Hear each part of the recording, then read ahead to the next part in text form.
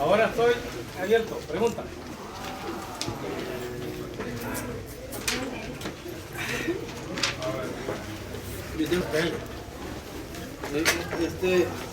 Ya plasmada en el protocolo, hay una forma de escribir en el protocolo. ¿Cómo forma de escribir? Sea en los renglones del protocolo. Vaya, en primer lugar, voy a aclarar eso para... Buena pregunta. El tipo de letra que usted le va a poner al protocolo es el que usted quiera, eso es libre. Y el tamaño, el que usted quiera. Ahora, debe quedar... La hoja de protocolo tiene números. Y tiene, es decir, tiene 24 líneas. Desde la primera que está en la parte superior, la primera línea, luego la 2, la 3, hasta llegar a 24. Atrás tiene igual 24 líneas. El texto debe quedar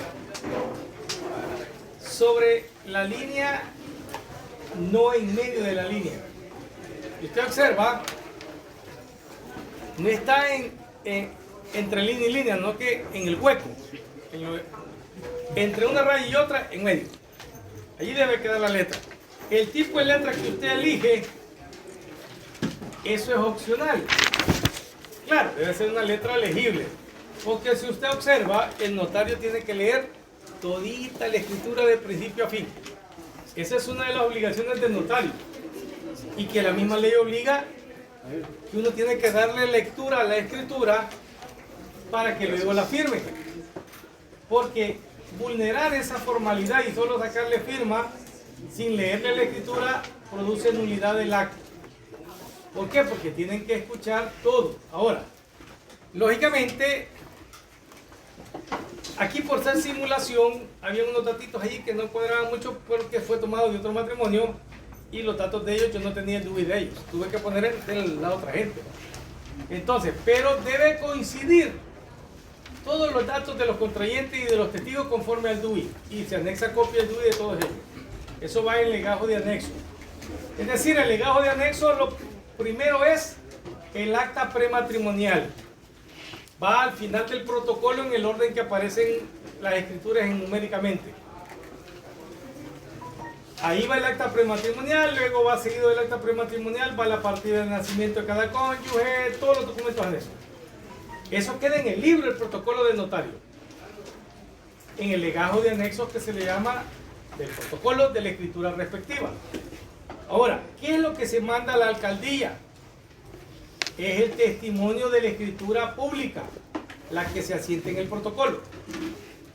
La escritura pública, artículo 1 y 2 de la ley de notariado, lo pueden leer ustedes en su casa, son las hojas del protocolo y el contenido de la escritura. Esa es la escritura pública, con las firmas de los otorgantes y el notario. Ahí no se puede poner sello en el protocolo, señores. El protocolo no se sella, solo se sella una vez en todo el libro. Y es cuando cierra el libro, cuando termina el libro, al año de vigencia. El acta de cierre se le llama eso. Única vez que el notario pone su sello en el libro de protocolo. Y en las copias legalizadas y documentos de los anexos.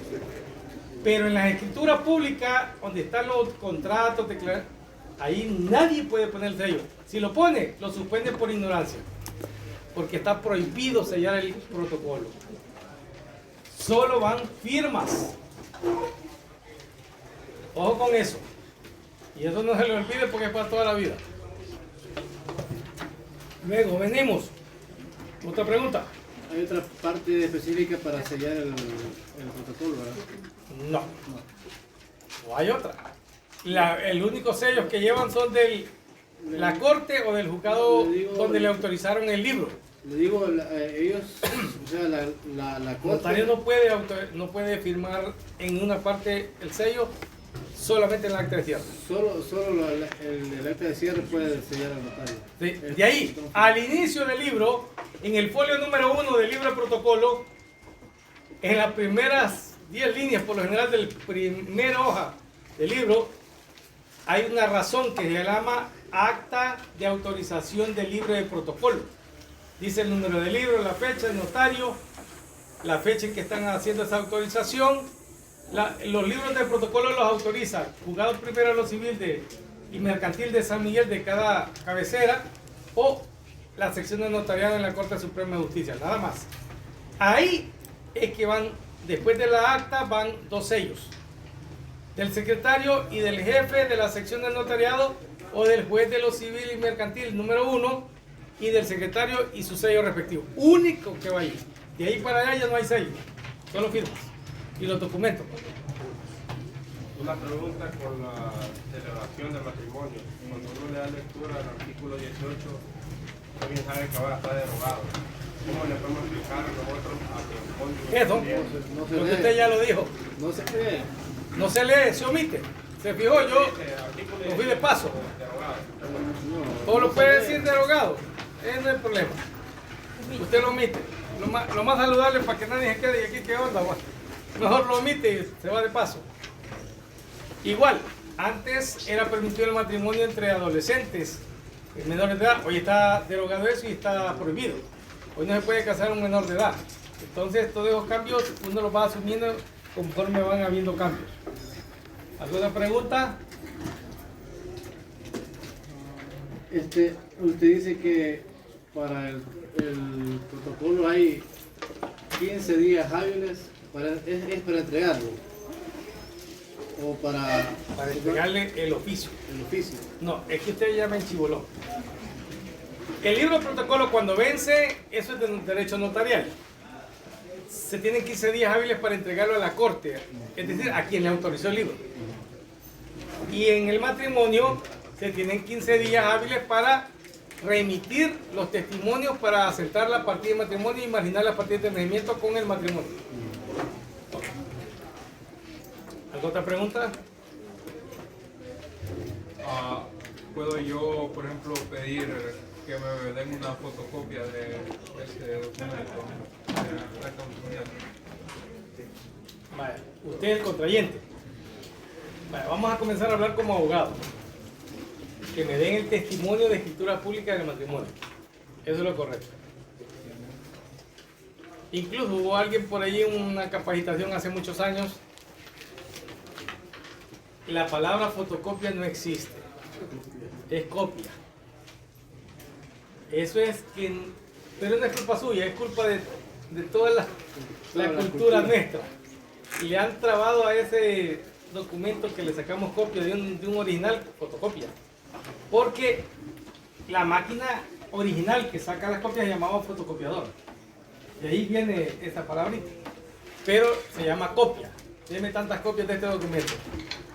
Entonces, y la copia de un documento como el acto del matrimonio se llama, o de un contrato puede ser, se llama testimonio de escritura pública.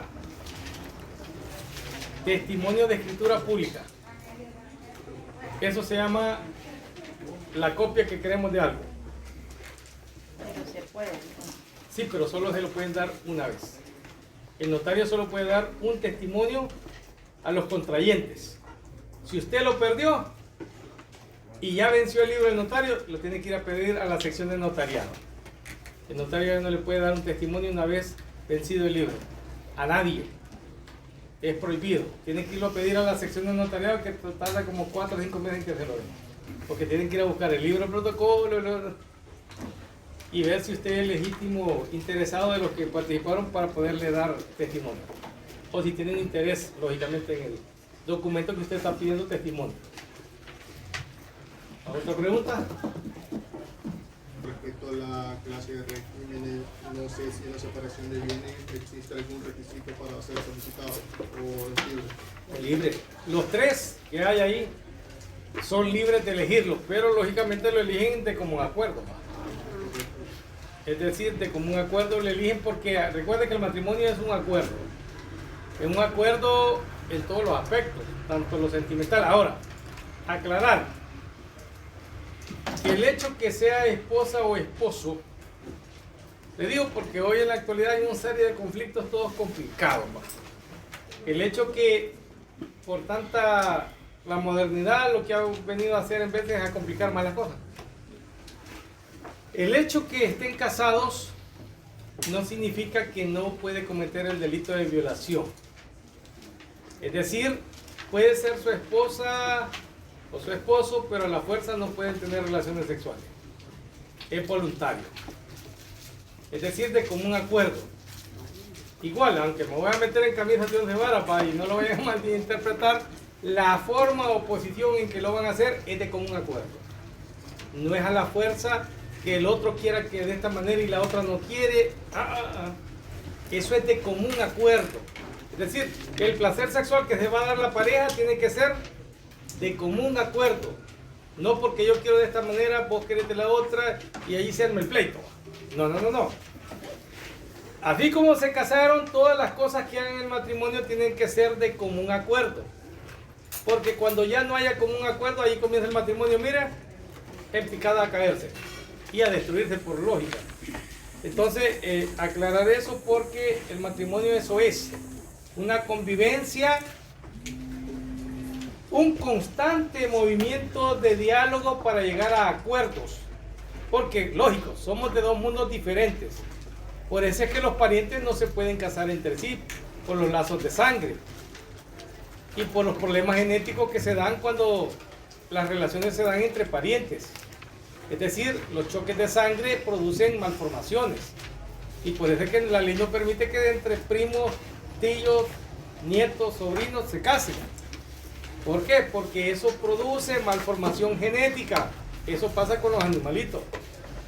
Cuando ustedes dejan animales hermanos y luego ellos se aparean, es que salen las malformaciones de los animalitos. Igual pasa con los seres humanos. Entonces, si algo sale una malformación, puede ser por algún producto químico, un medicamento o porque entre ellos llevan lazos de sangre que quizás ni cuenta se dan. Y esa sangre choca. Y cuando choca, lógicamente no son compatibles. Cuando no son compatibles, cuando el niño sale con un puño de problemas. Lógicamente, por eso hoy están haciendo pruebas científicas en los laboratorios de compatibilidad genética. Para evitar eso de niños con malformaciones y problemas de salud de entrada. Entonces a eso se refiere. ¿Alguna pregunta? Al momento de la simulación, ¿cuánto tiempo tuviéramos para hacer eso? Por lo general anda de media hora a una hora. Pero si lo hace más rápido, allá, suerte suya. Vamos a tener que traer los mismos documentos que No, es que ya hay que armarlo completo. Aquí lo hice yo por la simulación, pero ya hay que armarlo completito. Ustedes pueden consultar, si yo todavía estoy de docente, pueden consultar, mire, aquí ando el anexo, revísenlo, yo se lo reviso, no hay problema, para eso estamos. Y el chiste es que usted aprenda bien las cosas, porque ese es el chiste de la simulación, que aprenda. ¿Y a dónde? No que vaya usted ciego cuando le toque. ¿Y a dónde? Pero faltaba ella. Por favor, es necesario agregar lo que se llama paso a seguir después del acta prematrimonial. Ese es el acta de... Ese es para el testimonio. En la escritura el acto llega hasta... Ya el testimonio no se lo voy a exigir porque ese es el efecto. En la evaluación es solo el matrimonio. Y el anexo. Eso se tiene que ir completo. Le decía una pregunta. ¿De dónde podemos? Aunque si pudiesen hacer el testimonio sería mejor, porque aprenden completo. ¿De dónde podemos extraer las, cómo se llaman, para la simulación? ¿De internet o cómo? ¿De dónde? Sí. No sé, porque yo por eso se lo simulé porque casi no se encuentra. Eso cada quien de los matrimonios que ustedes han visto en su vida. Aquí es raro el que no ha ido a una boda. Y hoy está más de moda, más que todo por los evangélicos, la boda civil en público con todos los invitados ahí enfrente. Son pocos los que se casan en oficinas, así bien discretos y solitos, va. O en reuniones así en salón, de eventos sociales, en casa. Entonces, es raro el que no ha visto una boda. Lógicamente, los requisitos son los mismos. La forma que le va a dar cada quien es el libre. Pero los requisitos los debe cumplir. La forma es como quien dice, cada quien le da su propio tinte, su propia peculiaridad. ¿Alguna otra pregunta? Licenciado, como no se sabe quiénes van a ser los novios y quiénes van a ser los notarios de los anexos, tienen que ir las partidas de las 5 No, personas. cuando yo dejo Por ejemplo, el grupo, me tiene que dar el grupo quienes van. Porque yo, antes de la simulación, estamos hablando una semana antes. Yo le doy el caso. No es que en el instante te vas a ver quién es diablo. No, es que esto hay que preparar, hay que digitar, hay que revisar y todo. Esto no es como en 2x2 o 4, ¿va? Sino que hay que revisar documentos, hay que revisar la identidad, que todo coincida. Y lógicamente no todos van a ser el mismo tipo de matrimonio. Uno le va a tocar, por ejemplo, matrimonio entre un viudo y un soltero, por ejemplo. Ese varía. O sea, ese varía. Otros pueden ser entre dos divorciados. O entre un soltero y un divorciado. O entre dos solteros, como ejemplo aquí que estaban los jóvenes, dos solteros. Y así. Otro puede ser en artículo mortis. O sea, por eso yo les di los tipos de matrimonio. Y esos no son todos, hay 2 o 3 más. Esos son los más comunes. Entonces, lógicamente que yo le voy a dar un matrimonio de los que yo he dado, no fuera de ahí, ¿va? Entonces, está el matrimonio en barco, en tiempos de guerra, pero ese se da ya uno entre 100.000 años, pues, entonces, ¿para qué lo voy a poner? Es locura, ¿va? Es algo bastante irrisorio. Igualmente en barco. Por lo general la gente se casa, no se va a ir a casar a un barco. Son raros los casos. Antes porque la distancia tiene un barco y de un lado a otro eran meses de viaje. En cambio hoy se tarda días, semanas, pero no meses. ¿Entiendes? Hay más rapidez por el tipo de maquinaria y los motores. En avión igual. Entonces, por lo más común, que es lo que ustedes, y más por el nivel académico que ustedes tienen, que están todavía comenzando las materias de derecho. Entonces tampoco se va a ser muy exigente, ¿va? Pero por lo menos lo básico lo tienen que poner.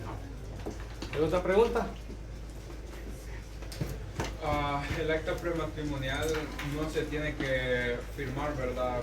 Como lo hicimos aquí, sino que se firma. Se firma antes, correcto, es normal. Aquí lo hice para que se fijaran que solo los dos contrayentes firman, ahí nadie más, solo ellos. Y es casi el contenido de la escritura, pero con pequeñas variables. Entonces, ¿hay alguna otra pregunta? Con respecto a las firmas de los contrayentes y los testigos, ¿se firma así, tal como lo hicimos, o puede variar? No, tal como se hizo en el orden de aparición en el documento. Se fijó que yo me fijé quién era el primero que aparecía. En ese orden aparece en la firma. Entonces tiene que fijarte en eso. Entonces, pero no hay preferencia, puede ser mujer o hombre. Como siempre se puede... Ahí no hay preferencia. La ley, acuerden que uno de los principios de igualdad entre hombre y mujer. No hay preferencia. Pueden ir de testigos dos mujeres también. Puede ser que O dos hombres. firme el hombre primero o la mujer. Depende cómo aparezca en el documento. Depende cómo aparezcan ellos. Y se observa, ahí no aparece ni papá ni mamá. De ninguno de los dos a la hora de firmar. En el texto sí aparece quién es el papá de cada quien. Es parte de la lectura, los datos que se imprimen. Y esos datos, ¿de dónde usted los va a sacar? De la partida de nacimiento de cada uno de ellos. O sea, todo lo que esté en la escritura se saca de los documentos. Todito se saca de los documentos. Y eso les va a servir para aprender a identificar los datos en un documento. La fecha que dice expedida por el jefe de registro, que es la que está al final, de esa fecha es, y el nombre de la jefe del registro, que es la que da la certificación de la partida, es el nombre de la que aparece ahí, jefe del registro del estado familiar. O sea, todo eso lo tienen que ir ya aprendiendo, como quien dice, documento que usted vea, léalo y entiéndalo. Tiene que ir aprendiendo a hacer eso como estudiante. Ya no solo vea un documento por verlo, tiene que leerlo y entender qué contiene ese documento. ¿Alguna otra pregunta? ¿Esa va a ser la totalidad del parcial o va a haber un escrito y eso? No va a haber una parte escrita. Sí va a haber una parte escrita. Es parcial 1. no escrita, oral. En la misma simulación ahí va el oral. O sea, lógicamente de lectura. No se aflijan, si aquí yo no le estoy pidiendo memoricen, lea. Porque yo le voy a pedir que usted me diga la respuesta con sus palabras. Lógico, pero sus palabras tienen que ver con lo que leyó. No me va a venir usted con una palabra vulgar, el amante, no. Aquí estamos hablando de matrimonio, estamos hablando de esposo. Si estamos hablando de una matrimonial, me va a hablar del compañero de vida. O la conviviente, o el conviviente. Es que tenemos que ir aprendiendo en la manera que leemos los nombres técnicos.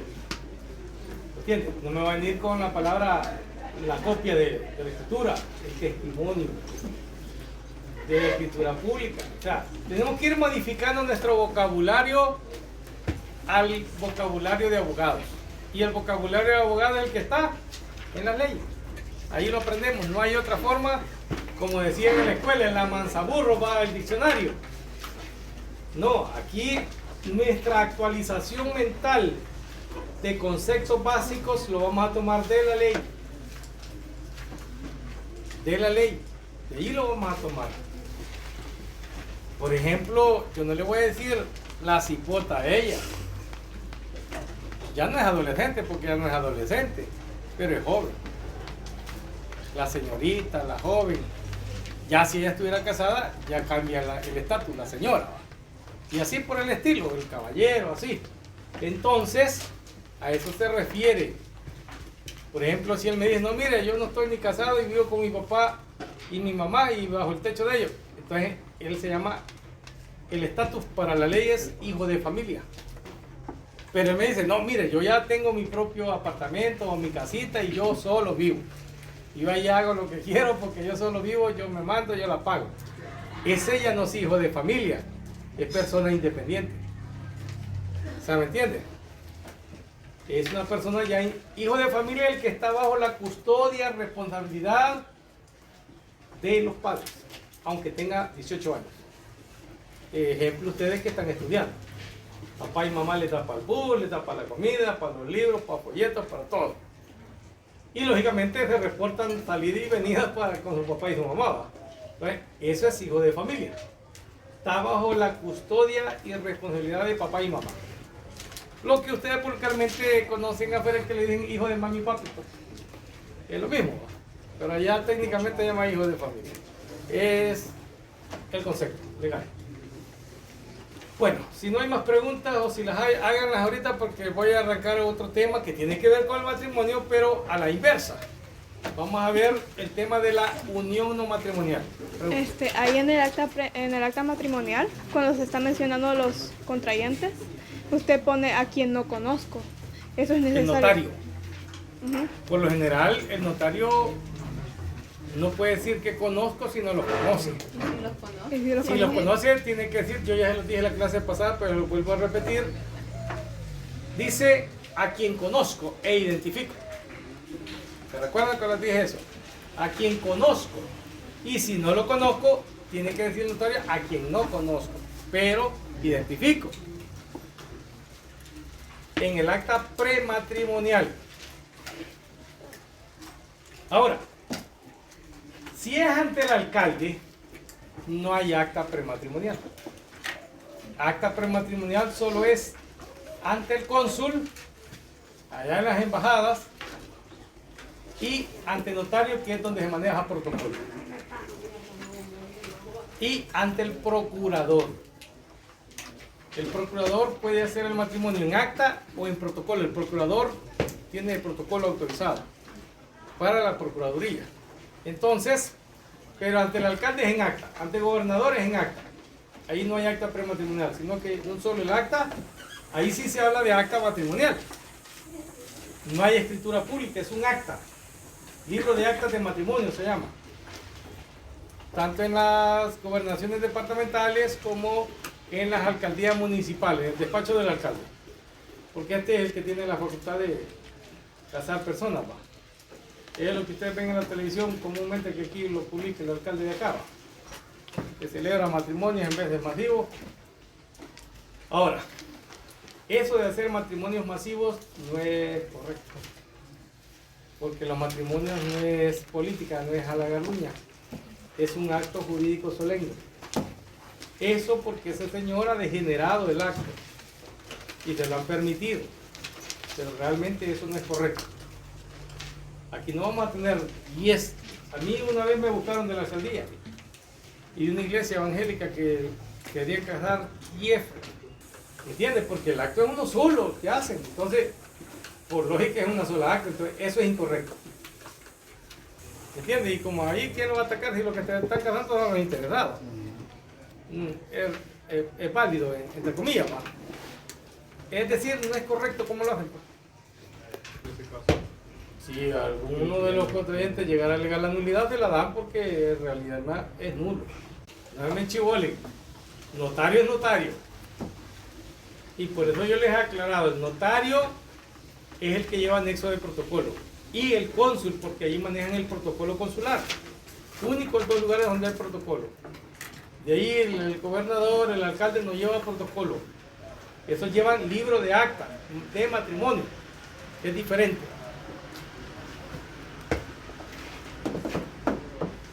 ¿Alguna pregunta? ¿A los alcaldes se les es permitido cobrar por hacer el matrimonio? Que yo sepa, no, pero ellos siempre piden una colaboración allí, le ponen tasas y todo el asunto. Si ahí. ellos cobran y ese beneficio es para Se ellos supone que es para la alcaldía, pero ahí pregúntenle a don Luis, ¿no? Es como el cobro del parqueo del chalet, es ilegal. Pero lo hacen. Las 2 horas ahí por 1 hora de fracción son ilegales.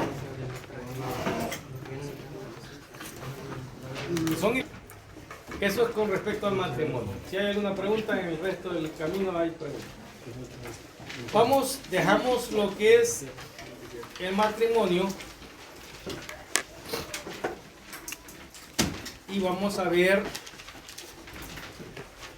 el tema de matrimonial para comparar, pero luego regresamos a unas cosas del matrimonio. Porque del matrimonio después tenemos que ver los regímenes patrimoniales del matrimonio. Y eso es bien complejo. Bien complejo que mucha gente se hace bolas con ese tema. Vamos a ver ahorita la unión matrimonial para que ustedes entiendan la diferencia entre estar viviendo sexualmente en una misma casa, formando una familia bajo matrimonio y formando una familia no bajo matrimonio, sino que bajo unión no matrimonial. Para que vean las diferencias entre la misma unión de un hombre y una mujer. Pero una celebró matrimonio y arrancan la vida juntos. Y la otra arrancan la vida juntos, procrean hijos, viven en la misma casa, producen bienes y pueden llegar hasta viejitos así. Pero nunca se han casado. ¿Cuál es la diferencia entre estas 2 uniones de hombre y mujer que forman una familia? Ambas son familia. La unión no matrimonial y los matrimonios, ambas forman familia. Pero como la modalidad de formar una familia bajo unión no matrimonial y la modalidad de formar la familia bajo matrimonio, ¿qué consecuencias trae? Para la mujer y para el hombre, lógicamente, y para los hijos. ¿Y cuál es la forma de protegerla? El legislador, por eso, creó la figura jurídica de la declaratoria judicial de unión no matrimonial, artículo 118 del Código de Familia en adelante, y la declaratoria de convivencia. Son 2 figuras diferentes, parecidas, pero no igual. Declaratoria de convivencia. Después de ver lo de la unión no matrimonial, vamos a irnos de regreso para atrás en los artículos y vamos a ver los regímenes patrimoniales del matrimonio. Vamos a ver las capitulaciones matrimoniales y vamos a ver el divorcio, que tiene que ver con el matrimonio. Pero ahorita necesito para que ustedes comparen y les sea más entendible y más fácil de entender La importancia del matrimonio y la importancia de la unión no matrimonial. Partimos del artículo 118 del Código de Familia. ¿Tiene alguien ese 118? Eso es clave.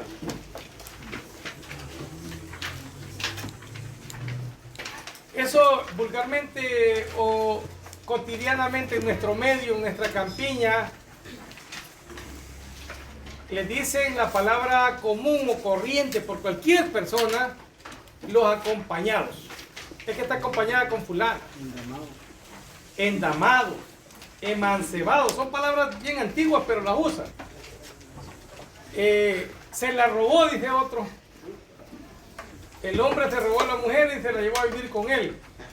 Es todos esos apelativos que ustedes oyen, se llama compañeros de vida o unión no matrimonial. Leamos el 118, por favor. Artículo 118.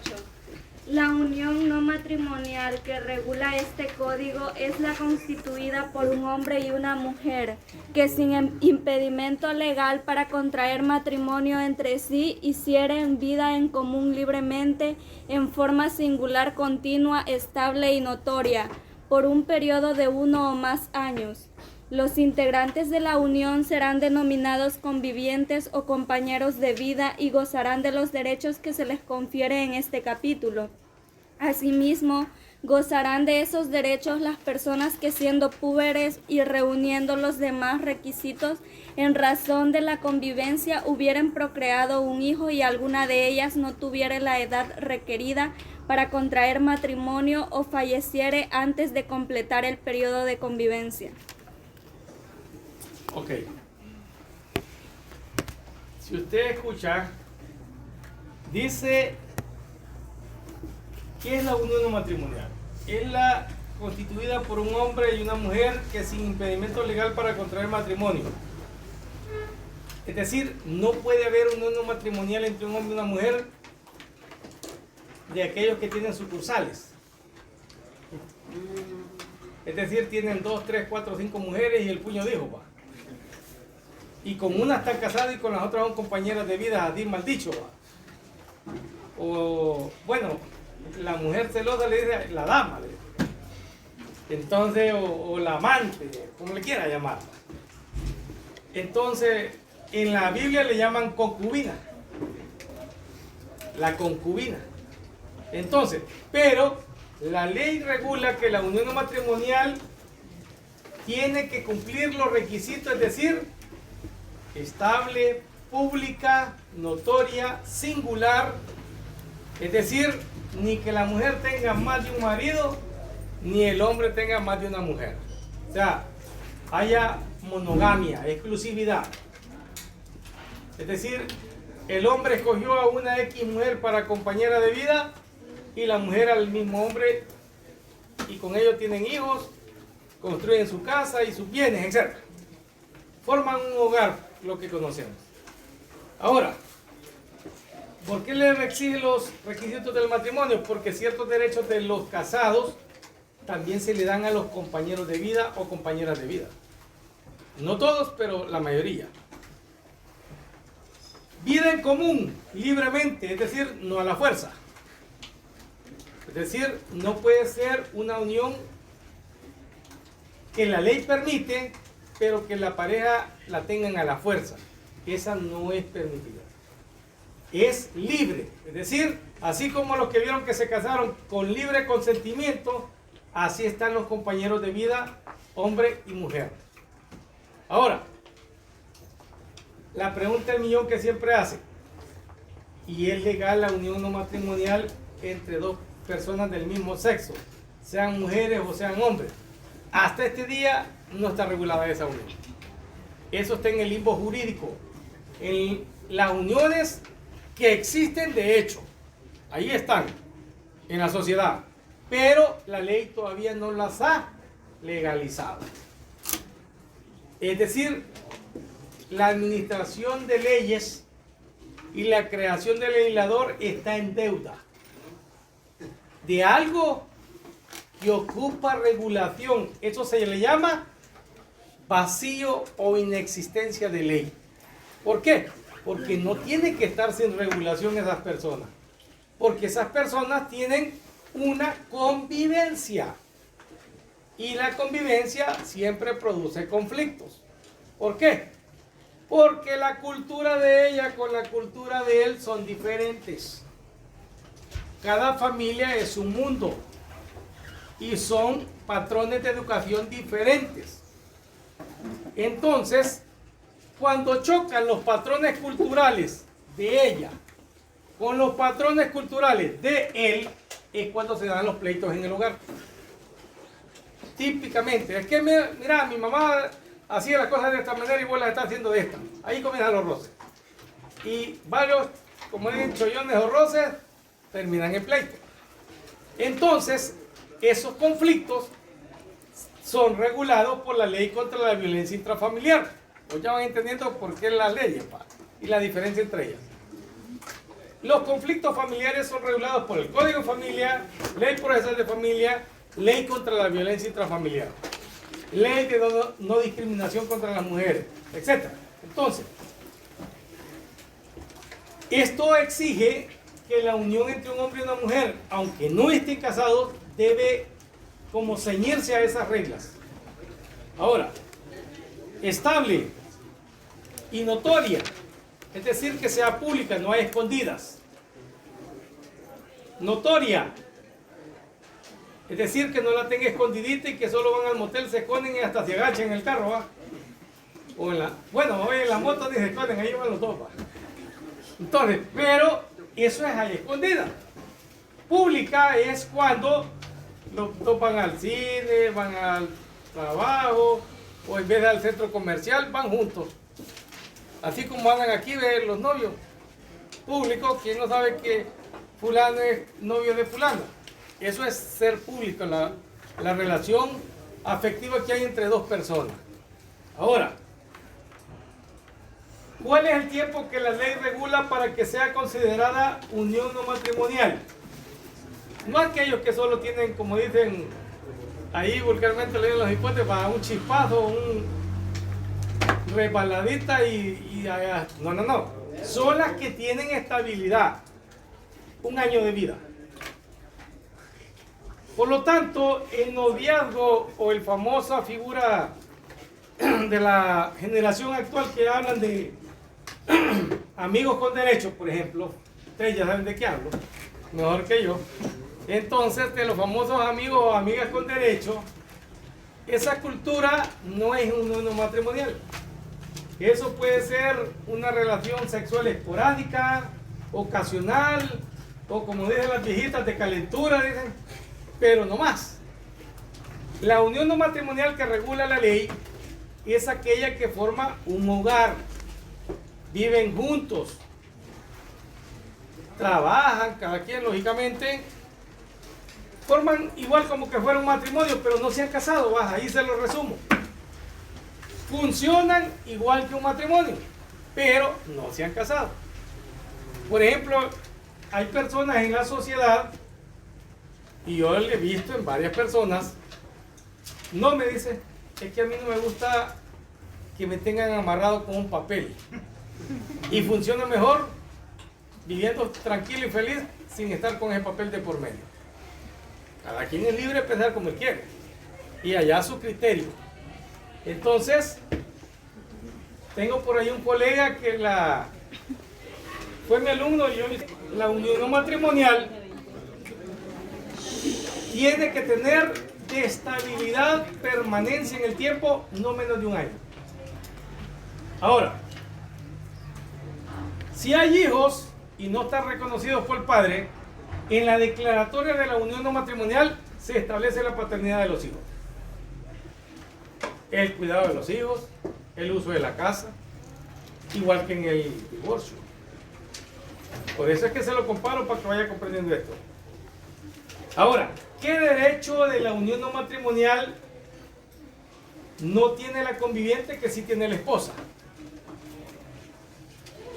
Los hijos igual, ahí no hay problema.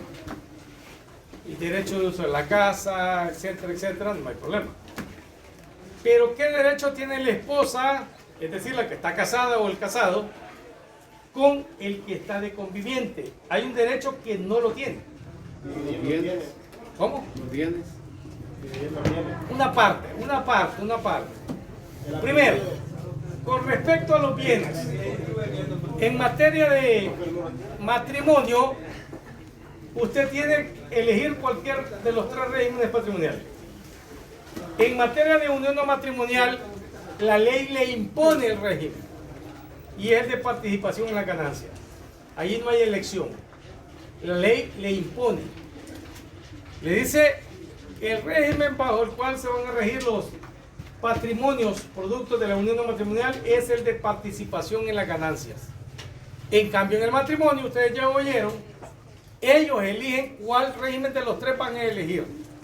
Separación de bienes, participación en ganancias o comunidad diferida. Otra diferencia. El nombre de la conviviente se mantiene tal como lo tiene ella. No cambia. Es compañera de vida, pero hasta ahí.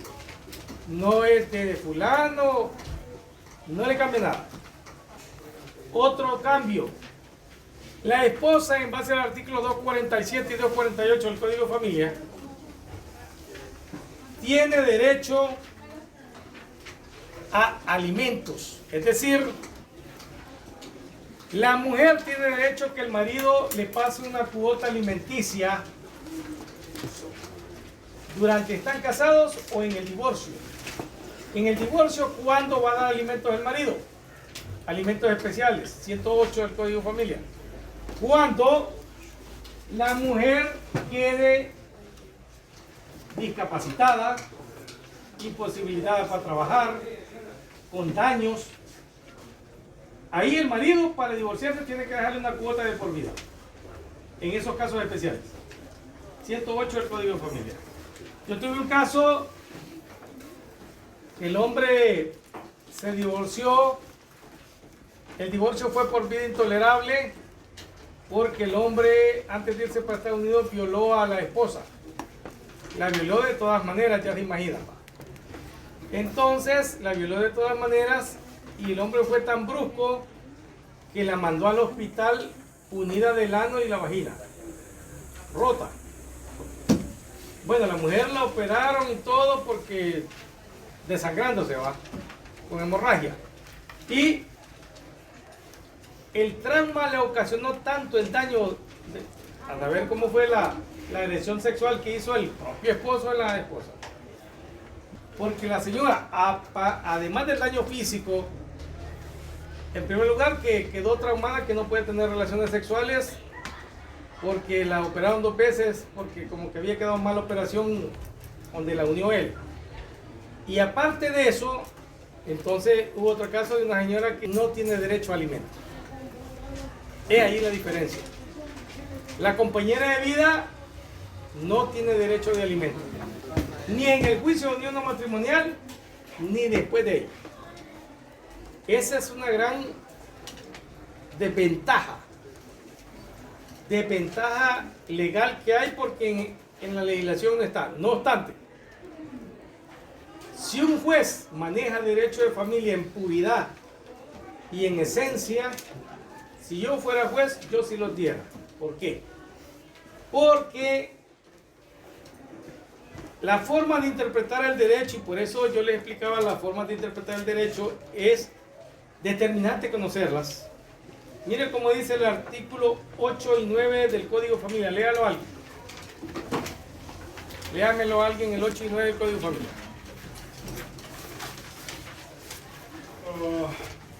Interpretación y aplicación.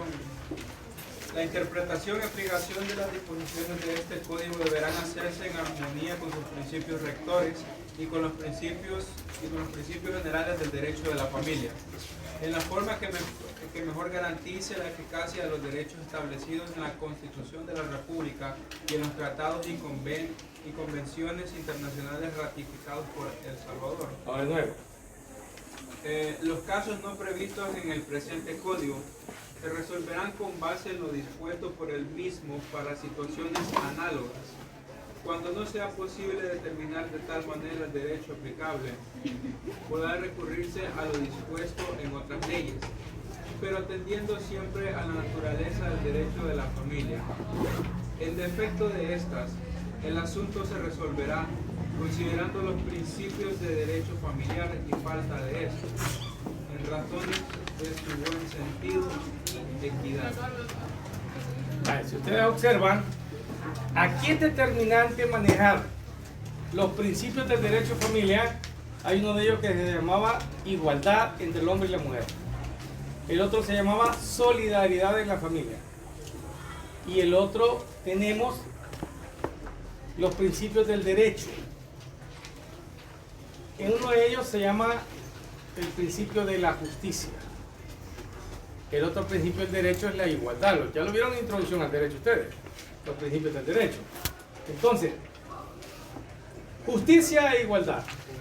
Luego tenemos forma de interpretación, la analogía. Se recuerdan que yo cuando les expliqué el título preliminar de la forma de interpretar la norma, hablábamos de analogía. A casos parecidos, la misma razón o solución, o se le aplica la misma salida. Si estamos hablando, y hoy lo regresamos al 118, que la unión no matrimonial es la constituida por hombre y mujer sin impedimento para contraer matrimonio, la estamos comparando con el matrimonio.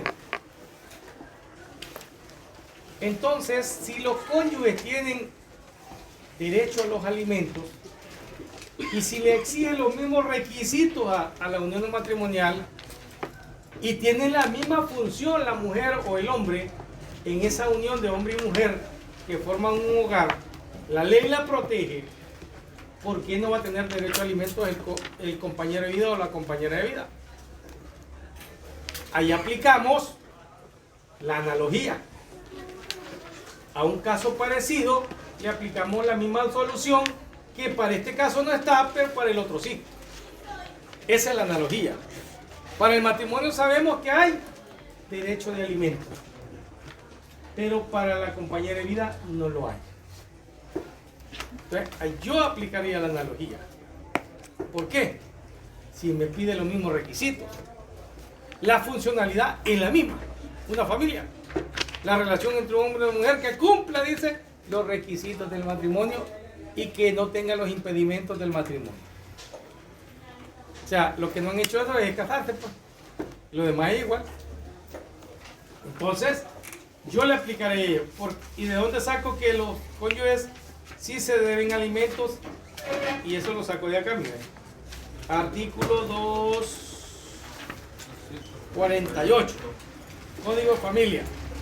Dice, sujetos de la obligación alimenticia, artículo 248, se deben recíprocamente alimentos a los cónyuges. Ahí no dice los convivientes o compañeros de vida.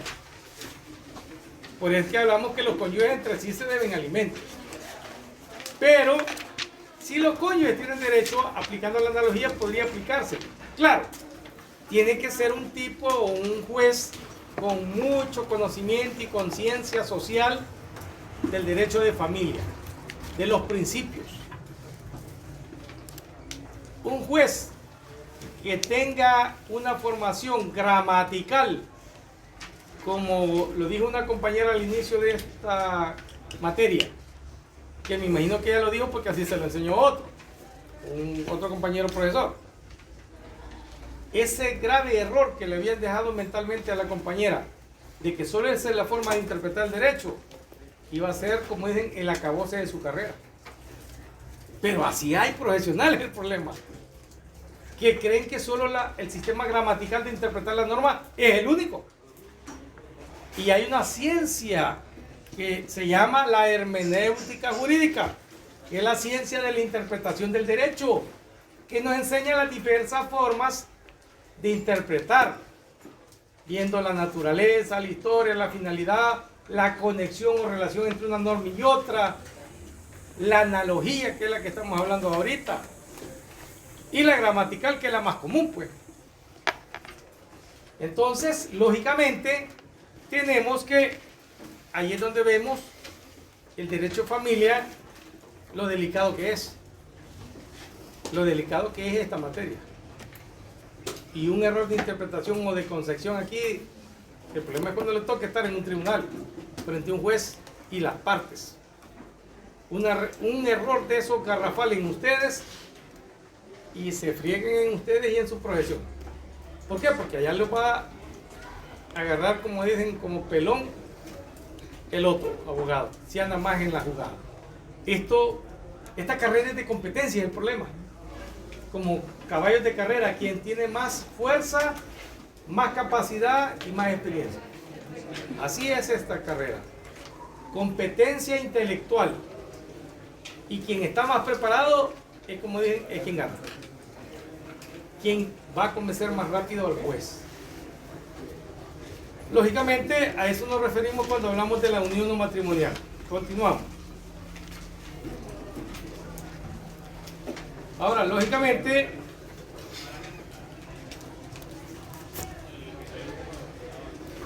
dentro de la unión no matrimonial se habla de dos figuras procesales, aunque me voy a meter en procesal, pero necesito hacerlo. Se habla de dos figuras procesales. Unión no matrimonial, que es una declaratoria judicial. ¿Cuándo se da la unión no matrimonial? Se da en dos momentos. Artículo 123 del Código de Familia. Para que le declaren la unión no matrimonial por sentencia de un juez de familia, se puede dar en dos momentos. 123 del Código. Cuando se separan, póngale que ahí no es divorcio, sino que es separación. El hombre o la mujer adquiere compañero de vida o compañera de vida. Y se separan. Y tenían tantos años de vivir juntos. Ahí el interesado, ya sea la mujer o el hombre, puede reclamar ante un juez y demandar al otro por la declaratoria judicial de unión no matrimonial.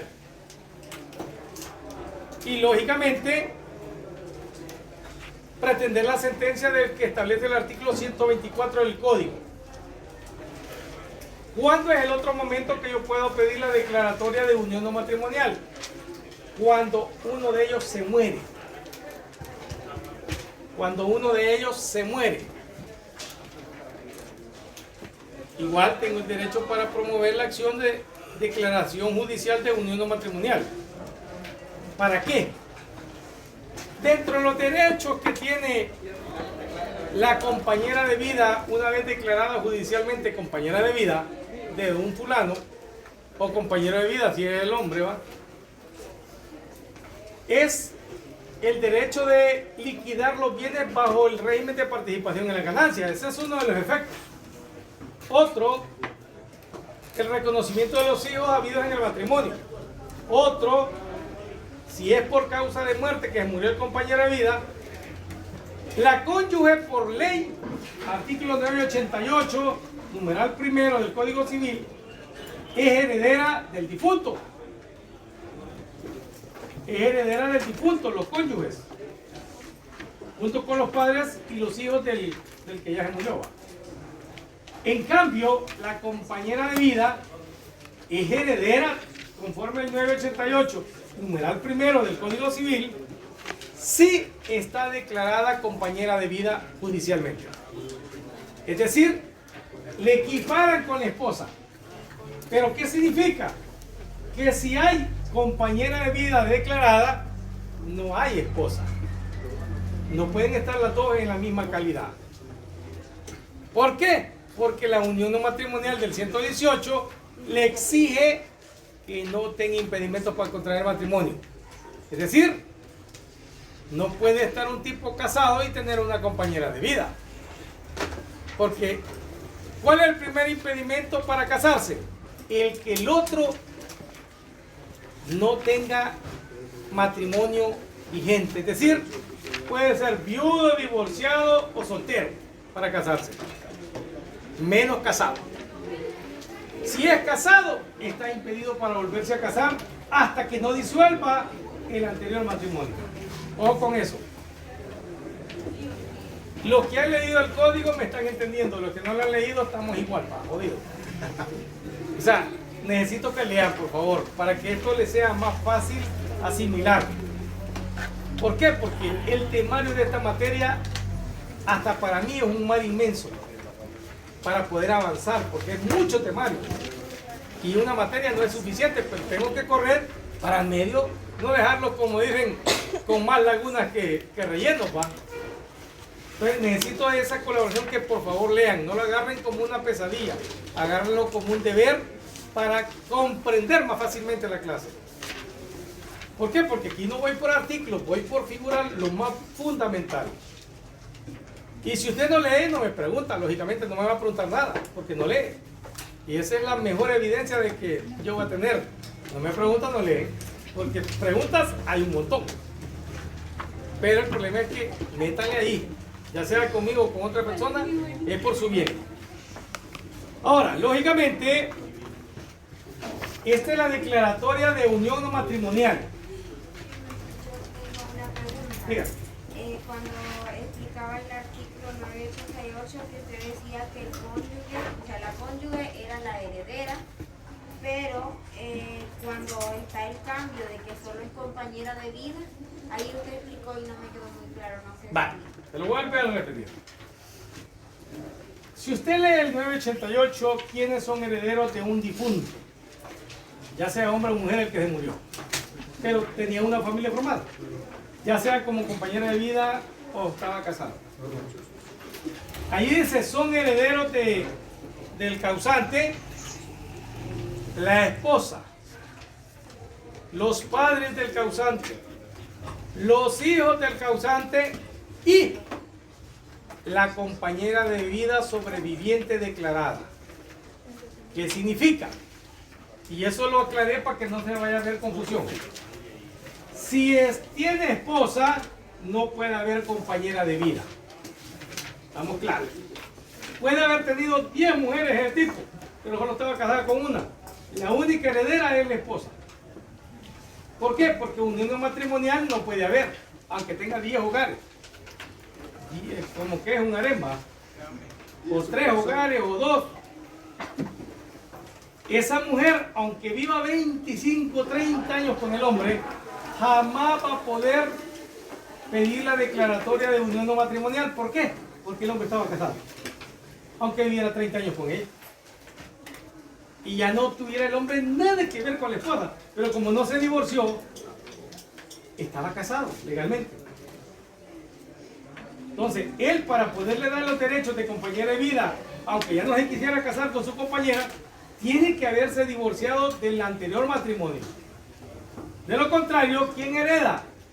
No la que vivió 30 años, los últimos 30 años con él, la que está casada y no se divorció. Esa es la heredera. Injusto, pero así es. La ley manda, y para dónde, pues. Yo conozco un caso que fui parte de abogada de ese caso, famoso de San Miguel, no voy a dar el apellido porque no es ético. Los viudos y los solteros, esos son los que pueden casar.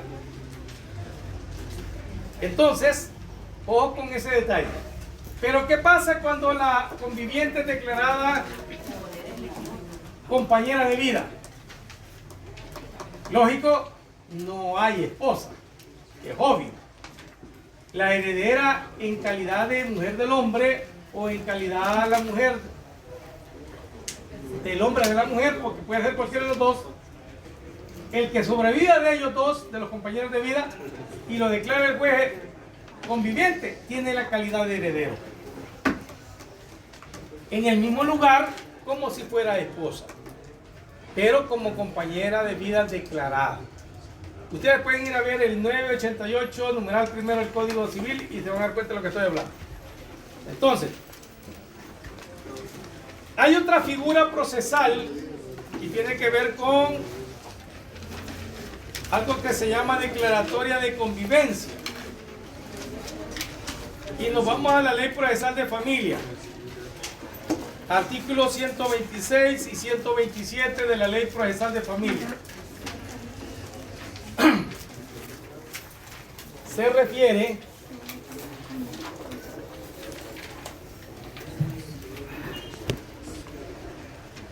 se refiere a la declaratoria de convivencia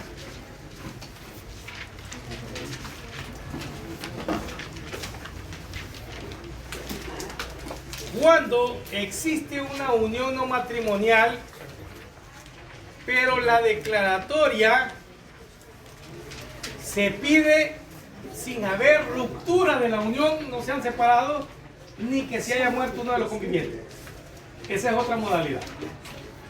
Ahí no se llama declaratoria judicial de unión no matrimonial. Ahí se llama declaratoria de convivencia. Leamos el 126 y 127 de la ley procesal. La misma figura, pero en diferentes circunstancias.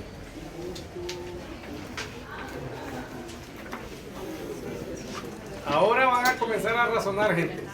Porque este ya es razonar el derecho. Y ya no enchivolar, como dicen, con el cebo con la manteca, ni el aceite con el agua.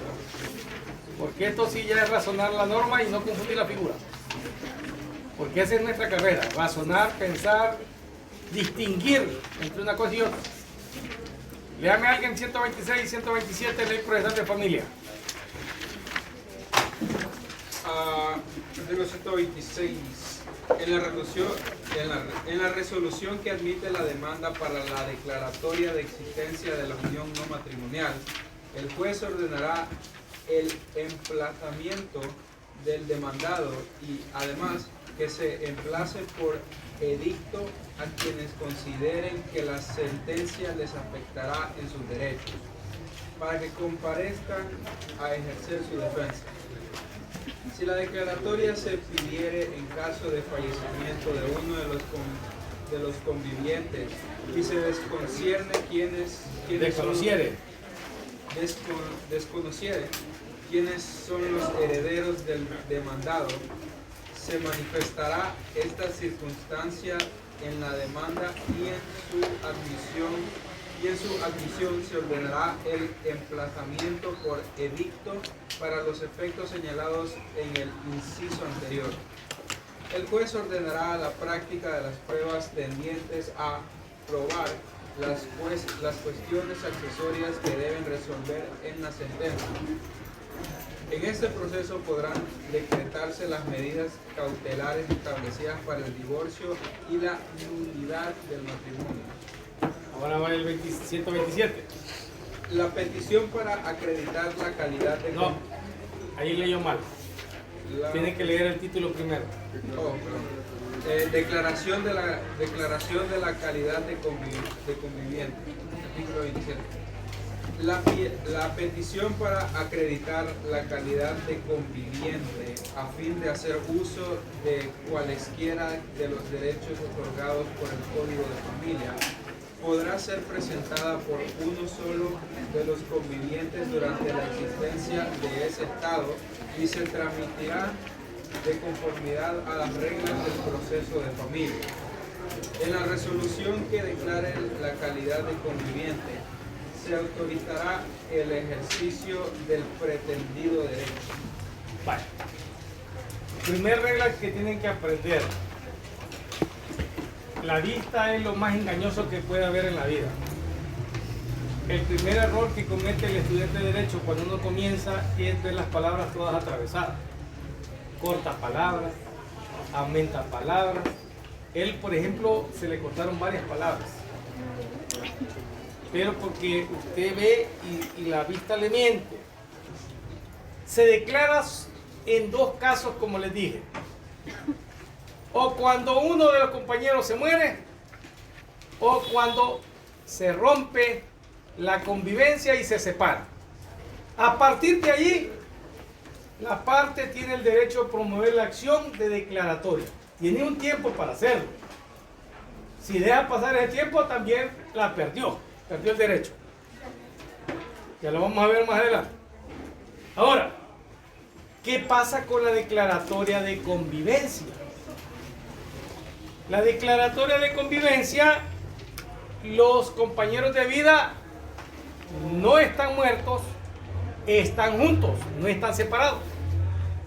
Es para ejercer un derecho de la unión no matrimonial, porque es una convivencia activa. En cambio, en la declaratoria de unión matrimonial es una convivencia ya inactiva, ya sea por la muerte o la separación de los compañeros de vida. En cambio, la declaratoria de convivencia es una declaratoria de unión matrimonial siempre, pero de alguien que está junto con el compañero o compañera de vida para ejercer un derecho. Ejemplo. Y le voy a dar ejemplos para que usted entienda a qué me refiero con esa diferencia. Hoy, con el régimen y todo este molote legal que hay en la sociedad y en el ambiente, muchas personas eran pareja, compañeros de vida no casados. Para poderle depositar dinero, la visita y todo lo demás a los centros penales, tiene que hacer un trámite en la dirección de centros penales. ¿Quién cree que le pide? Para poder incluso depositarle dinero a un reo que está detenido en un centro penal. Que acredite si es la pareja, que es la esposa. Usted sabe que va a probarlo con ¿qué? Con la partida de matrimonio, que es la que se asienta después de haberse casado y marginado su partida de nacimiento y asentado la partida de matrimonio en el registro de la alcaldía respectiva. Pero si no están casados, ¿cómo va a probar la unión matrimonial? Si están viviendo juntos, no están separados porque uno está preso y otro está afuera, va libre. Pero el que está afuera no ha roto su relación con el que está dentro. Más bien le quiere ayudar, ya sea pasándole comida, documentos, medicina, cualquier cosa. Y ayuda para que sobreviva allá mientras se da el proceso. Entonces, le piden una declaratoria de convivencia para poder tener contacto. En tiempo donde no hay régimen de sección, estamos hablando a futuro de nuestro tiempo actual y antes de que entrara el régimen de sección, la compañera de vida o conviviente declarada por un juez podía entrar una vez al mes o 2 veces al mes a tener visita íntima con un derecho que da la ley penitenciaria a los reos. La que está acreditada como la compañera de vida, no cualquiera, lógicamente, ¿va? Igualmente la que está acreditada como la esposa del reo, ya sea reo en proceso o reo condenado. Reo en proceso se le llama imputado, procesado, como quiera. Condenado es el que ya lo condenaron, ya tiene una sentencia condenatoria. Entonces, la ley penitenciaria establecía, y establece, le digo porque yo ejerzo la defensa penal también, uno de los derechos penitenciarios que tiene los detenidos privados de libertad es que lo visite su pareja y que tenga 1 o 2 veces al mes visita íntima, es decir, había una habitación exclusiva para eso, había varias en cada centro penal y tenían un tiempo, por lo general media hora entre cada pareja para que tuvieran su vida íntima, aunque sea 1 o 2 veces al mes, de los privados de libertad con su pareja, ya sea el hombre que esté preso o la mujer que esté presa. Entonces, ese derecho se acredita con esto, calidad de conviviente. Ahora, si usted nos salgámonos del derecho penal y penitenciario, vámonos al caso de que usted quiere comprar una casita, no están casados, pero ambos son empleados y cotizan para el Fondo Social de la Vivienda, cotizan con el Seguro Social. ¿Qué le va a pedir el Fondo Social de la Vivienda para darles una casita a esos compañeros de vida? La calidad de conviviente. También es otro derecho que lo va a gozar bajo esas circunstancias. Para afiliarlo en el Seguro Social, el compañero de vida, la compañera de vida o viceversa. ¿Qué le va a pedir el ISSSTE para afiliarlo? Como su pareja. Ya sé, como no están casados, le va a pedir la calidad de conviviente.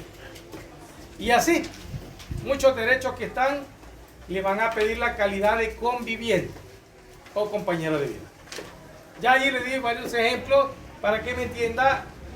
¿Por qué? Porque allí son de una pareja que están de convivientes, pero siguen como convivientes. Y lo necesita la declaratoria para ejercer un derecho que tienen ellos.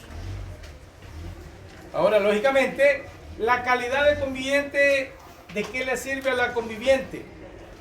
Claro que le sirve de prueba anticipada, documentada de la unión no matrimonial.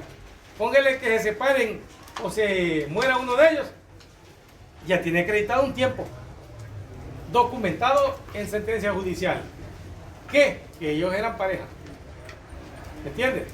Le facilita el juicio de unión no matrimonial. Ya tiene documentado que eran compañeros de vida. Así de sencillo. Y así por el estilo en otros. Póngale, vaya, vamos a poner el caso del accidente de allí por la canoa del muchacho del pollo indio con un supica de un baboso que venía a bolo. Yo no sé, no conozco al muchacho ni la muchacha que quedó con 2 bebés ahí, 2 niñas huérfanas de papá. No sé si estaban casados o acompañados, pero en el supuesto hipotético que esta señora hubiese estado acompañada, no casada, con ese muchacho que falleció trágicamente en el accidente, le toca seguir la unión no matrimonial. ¿Para qué? Para que la AFP le dé a ella pensión como beneficiaria, como compañera de vida del difunto. A las niñas, por lógica, si estaban reconocidas, tienen derecho como hijas del difunto. Más que son niñas chiquitas, pues. En cambio, ella, si no estaba casada, si estaba casada con la partida de matrimonio, tiene derecho. Como de beneficiaria del difunto, que era trabajador. Pero si no estaba casada, tiene que seguir la unión no matrimonial. Porque la unión se terminó por la muerte del compañero de vida. Ahora, regresemos ahí al Código de Familia, al 123. Esto que estoy relacionando, ley procesal, con el código, se llama Sistema de Interpretación de Normas de Integración de Leyes. Una cosa le entiendo y le explico con otra norma. Integro para entenderlo más fácilmente. Ahora, nos venimos para el 123 de regreso. Y alguien lee el 124 y 125. Y 126. Léalo a alguien del Código Familiar. Hasta el 126, por favor. La sentencia declarativa de la existencia de la unión en los casos del inciso primero del artículo procedente determinará: primero, la fecha de inicio y de cesación de la unión. Segundo, los bienes adquiridos por los convivientes y los frutos de estos deberán establecerse de acuerdo al régimen de participación en las ganancias regulado en el artículo 51 de este código. Tercero, la filiación de los hijos procreados durante ella, que no hubiere sido previamente establecida. Cuarto, a quién de los padres en su caso corresponderá el cuidado personal de los hijos sujetos a autoridad parental habidos dentro de ella, el régimen de visitas, comunicaciones y estadía de los mismos, para que el padre o madre que no viva con ellos se relacione con sus hijos, y el monto de la pensión alimenticia con que el otro deberá contribuir. Quinto, a quién corresponderá el uso de los bienes muebles y de la vivienda familiar con la finalidad de dar protección a la o el conviviente y a las y los hijos bajo autoridad parental, incapacitadas o incapacitados, discapacitadas o discapacitados y demás personas que integren el grupo familiar. Ni en el caso de que la vivienda destinada para el uso familiar estuviese gravada